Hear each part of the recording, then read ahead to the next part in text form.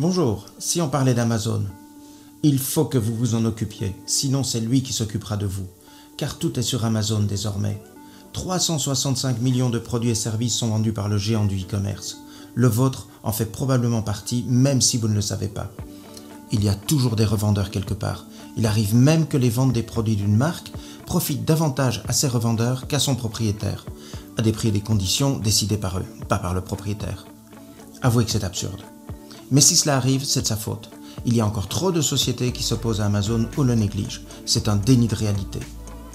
Le e-commerce fait partie du commerce à part entière depuis des années, et Amazon en est le leader. L'ignorer, c'est comme faire de la pub télé en refusant TF1 ou vendre en grande distribution en refusant Carrefour. Aujourd'hui, Amazon France, c'est 10 milliards de chiffre d'affaires et 62% de l'ensemble du e-commerce, loin devant le deuxième.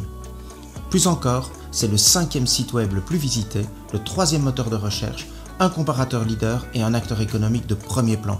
Amazon occupe en effet plus de 20 000 employés en France.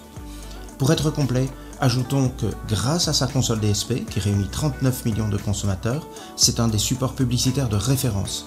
Et grâce à sa plateforme VOD Prime, c'est aussi un grand média avec 9 millions d'abonnés.